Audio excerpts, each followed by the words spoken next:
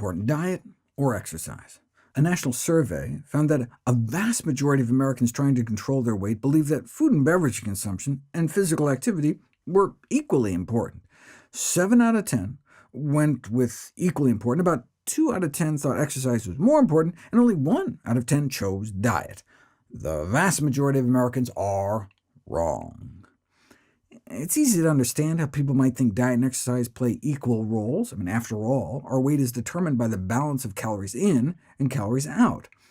What people may not understand about this energy balance equation is we have much more power over the calories in side. In fact, on a day-to-day basis, we have full control. We could choose to eat 0 calories or 10,000 calories, but most of the calories out tend to be outside our control. Unlike wild animals, who tend to burn most of their calories on activity, about 60% of our daily calories are used up just to keep us alive, what's called our resting or basal metabolic rate, thanks in part to our energy-intensive brains.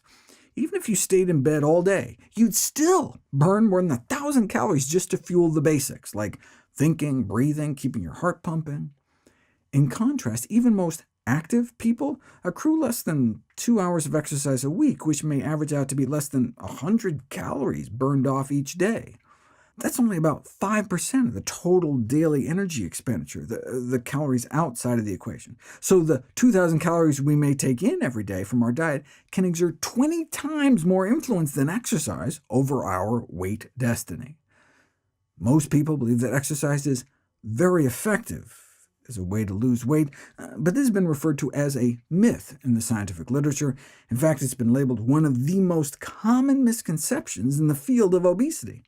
Yet virtually all formal weight loss guidelines include some sort of physical activity recommendation. Can you outrun a bad diet? Let's see what the science says. Population studies have certainly found strong correlations between physical inactivity and obesity. But does a sedentary lifestyle lead to obesity, or does obesity lead to a sedentary lifestyle? It probably works a little bit in both directions. To prove cause and effect and also quantify the relationship, you really have to put it to the test. Dozens of randomized controlled trials involving thousands of participants have been published on the effects of exercise on weight loss. Physical activity was not found to be an effective strategy. For example, if you look at the studies that tried using exercise alone to induce weight loss, over an average of about 5 months, people only lost about 3 pounds. When you put all the studies together, it looks like it took around 6 weeks of exercising to get people to lose a single pound.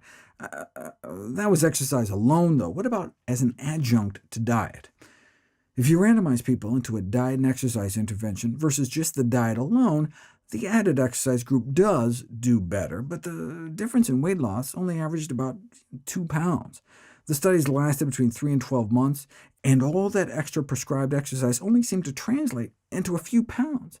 The 2-pound difference was statistically significant, which means we're pretty sure it was a real effect, but losing 2 pounds over a year's time can hardly be considered clinically significant.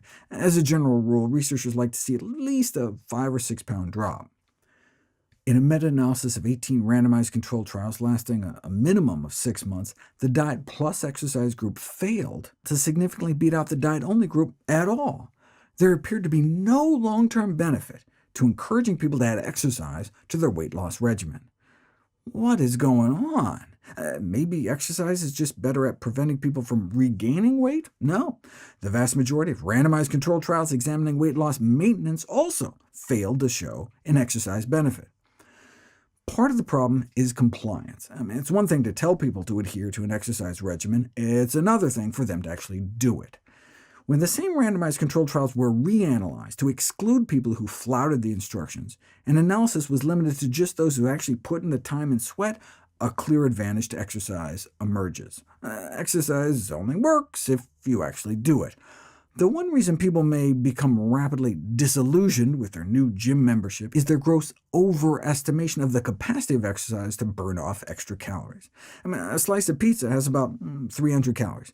That converts into an hour of brisk walking per slice, an hour a slice. How many kids are jogging 2 hours a day to burn off their Happy Meals? Who's got time to climb 50 flights of stairs to take care of the calories in just one Oreo cookie? That's one of the reasons that what we put in our mouths is most important. Public health researchers have been experimenting with including labeling on junk food. Which label is more informative, this one or these?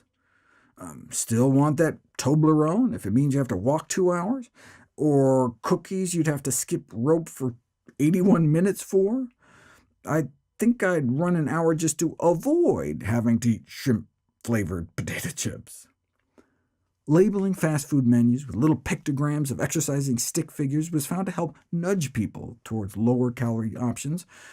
Seeing that the decision to supersize your fries would mean walking extra 3 miles that day, or that choosing the chicken salad over the garden salad could mean having to run nearly 3 miles, people are more likely to make the healthier choice.